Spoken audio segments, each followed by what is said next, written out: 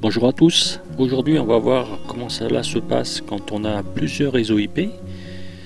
On va déjà rappeler ce qu'on a vu auparavant, c'est-à-dire que par exemple au début on a vu que quand on rajoutait une station, par exemple une station ici, qui était sur un réseau que l'on configure différent du premier, on va mettre un réseau 2 alors que les autres sont sur un réseau 1.0.0. Donc cette machine étant sur le réseau 2, on va l'interconnecter en rajoutant un port ici, enfin 4 ports au commutateur. Voilà. Donc on avait vu au début que quand on a abordé IP et qu'on avait mis des adresses complètement différentes sur les 3 premières stations, que il fallait que les machines appartiennent au même réseau IP pour que ça puisse communiquer directement. Donc on va le revérifier actuellement. On va envoyer un paquet IP de cette station là vers celle-ci et on avait observé qu'effectivement il n'y avait pas de route, donc il n'y avait pas de possibilité d'aller directement de cette station-ci vers celle-là.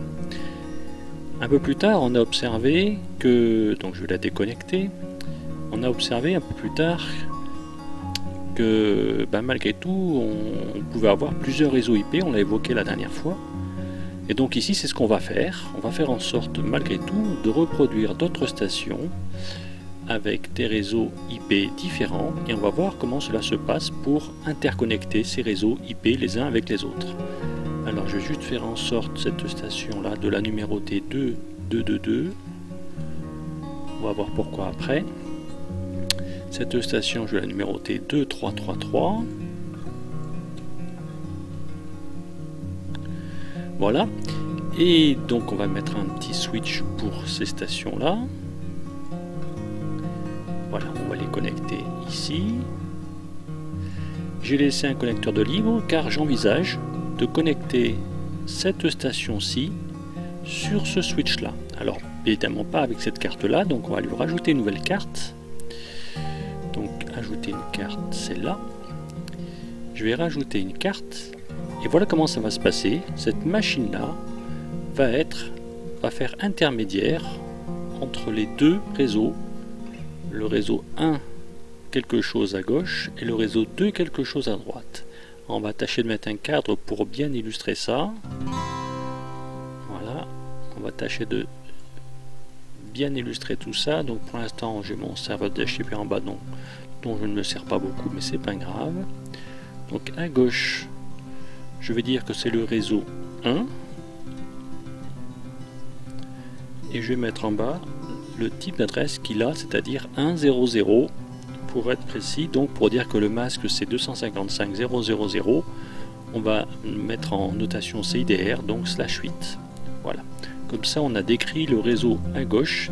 J'ai fait exprès de séparer la station 3 en deux pour dire que cette carte-ci était sur le réseau 1 et cette carte-là va être sur le réseau 2.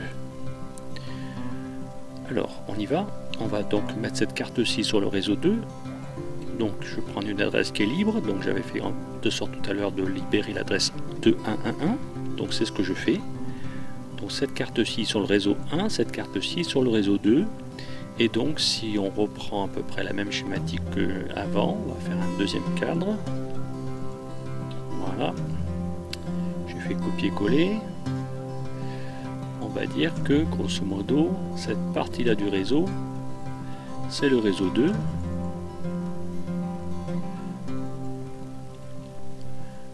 et il est numéroté 2.0.0.0 et pour changer on va changer un peu la couleur, on va le mettre en orange, pourquoi pas, et je vais valider. Voilà, donc ici le réseau 1, ici le réseau 2. Voilà, alors on est un petit peu à cheval, on est bien d'accord, cette machine 3 elle est un petit peu à cheval entre les deux réseaux. Je vais tâcher de mettre mon serveur DHCP ici, voilà. Alors, donc la problématique qu'on voudrait résoudre, c'est le fait que des machines du réseau orange, de réseau 2 donc, puissent communiquer avec le réseau 1 et inversement. Donc on va essayer pour vérifier d'abord que ça ne part pas. On va faire comme tout à l'heure, envoyer un message d'ici vers cette machine-là. On a beau avoir fait une machine avec 2 cartes, pour l'instant ça ne résout pas le problème, on voit qu'il n'y a pas de route. Alors voilà comment ça se passe. Quand on a besoin de communiquer avec un réseau à l'extérieur, une machine plutôt à l'extérieur de notre réseau IP, la machine de laquelle on part doit avoir un élément qui est défini, qu'on appelle la passerelle, c'est-à-dire la porte de sortie de ce réseau là. Quelle va être sa porte de sortie? Eh bien, on va indiquer l'adresse d'une carte qui va permettre de sortir. Alors on voit que du côté vert, du côté réseau 1111, enfin 1000 exactement, la porte de sortie c'est cette carte là. Alors ici je suis sur une machine qui est en DHCP, je vais me mettre ponctuellement en adresse IP fixe pour la manipuler directement. Donc je vais me mettre cette machine là, je vais la mettre en 1111, voilà. Et donc cette machine là, je la remets en IP fixe temporairement. La passerelle, voilà comment je vais faire. Soit je saisis l'adresse de cette carte là, c'est-à-dire 1110.1, soit je vais cliquer dessus, ça sera la même chose, et j'ai la passerelle, l'adresse de la passerelle qui va être remplie. En faisant ça, cette machine là a une information supplémentaire, c'est elle peut communiquer avec toutes les machines de son réseau directement.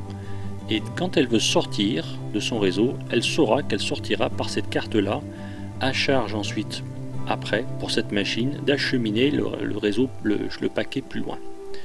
Donc on va vérifier que ça fonctionne. On envoie un paquet toujours de cette machine 1 vers cette machine 7. Et on va voir qu'effectivement, ça part vers cette porte de sortie. On n'est pas arrivé au bout parce qu'en fait on a vu que cette porte de sortie elle a bien été atteinte, mais en réalité ça n'a pas passé la deuxième carte, ça n'a pas été acheminé au-delà. Pour que ça puisse être acheminé au-delà, il faut que cette machine 3 joue un rôle particulier. Là on n'a que 2 cartes de cette machine 3, mais on peut imaginer qu'on puisse en avoir 3, 4, 5, dans la réalité on peut en avoir davantage encore. Et donc il faut que cette machine là soit capable de choisir la bonne carte pour l'acheminer plus loin. Le plus loin, c'est-à-dire que c'est éventuellement juste après, mais ça peut être encore plus loin dans le schéma, quitte à sauter des réseaux. C'est un petit peu comme quand on prend une route, il y a un carrefour, et l'endroit où on veut aller n'est pas forcément juste après le carrefour, il faut choisir le bon itinéraire, puis derrière un autre itinéraire, etc.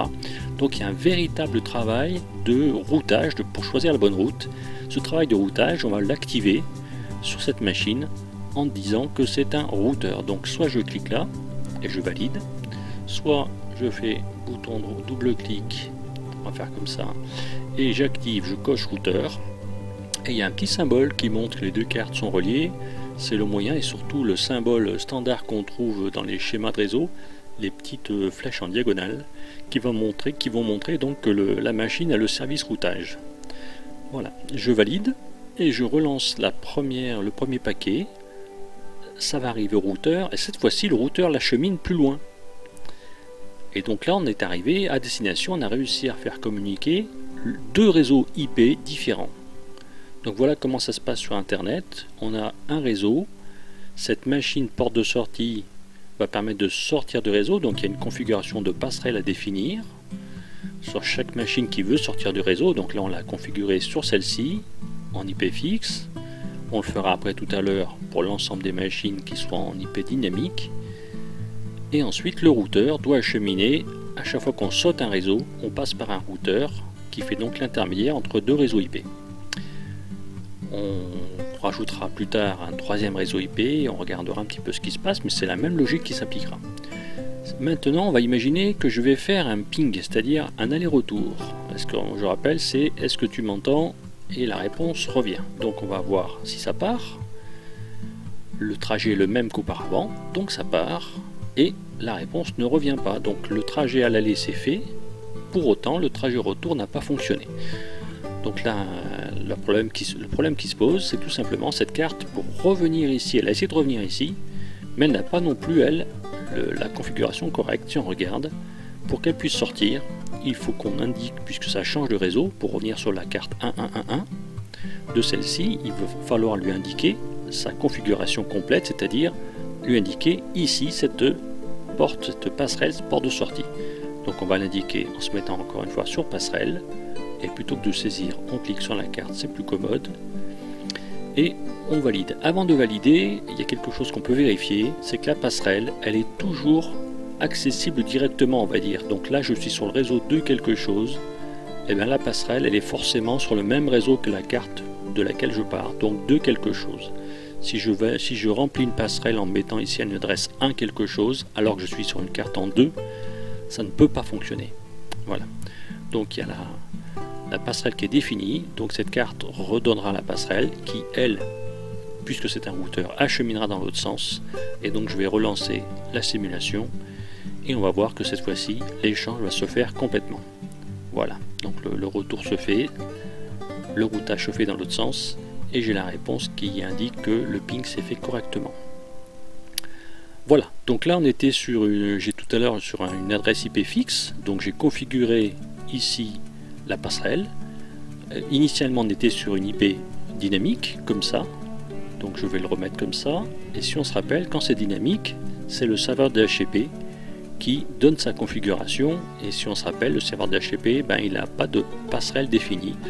Eh ben, il suffit de lui dire, si on veut être un peu plus complet, ce qui va être le cas ici, on va aller sur le serveur DHCP, et pour que la configuration qui est distribuée soit bonne plutôt, on va se mettre sur la passerelle et dire, dans cette configuration, la plage c'est de 10.1 à 10.10, et la passerelle que tu donneras pour l'ensemble des machines que tu serviras, c'est la même, c'est celle-ci.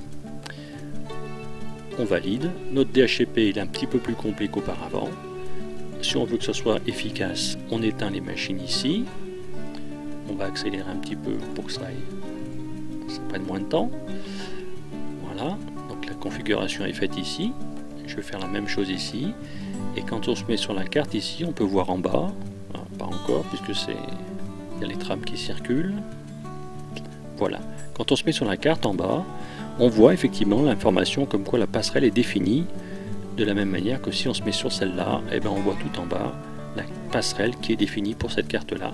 Donc cette fois-ci, même cette machine-là peut aussi envoyer donc un ping par exemple sur cette carte-là, et ça va fonctionner là aussi par la même porte de sortie. Voilà, donc là j'ai fait cette partie-là en dynamique. Cette carte-là est en statique. Cette carte-là, elle est en statique, mais je ne l'ai pas remplie complètement. Si on veut être complet, on définit sa passerelle ici, on redéfinit la même passerelle là, du même côté, donc sur le réseau 2.1.1.1 pour moi. Je valide et cette fois-ci mon schéma est complet. J'ai fait en sorte que les deux réseaux puissent communiquer de n'importe quelle station. La seule station que j'ai peut-être pas paramétrée, c'est celle-ci. Effectivement, la passerelle n'est pas définie. Là, c'est une carte en statique, donc je peux définir la passerelle. Et avec ça, je peux envoyer des trames de toutes les machines vers l'ensemble des autres machines, ça ne posera aucune difficulté. Voilà, là on a vu avec deux réseaux, on va voir dans la séquence suivante avec trois réseaux, sachant qu'avec trois, on va faire en sorte de mettre des adresses IP un petit peu particulières, mais pour l'instant on a vu le fait que ces machines aient un service particulier sur l'une d'entre elles qui est le routage, c'est très important, et comment le paramétrage de la passerelle s'est fait. Voilà, merci.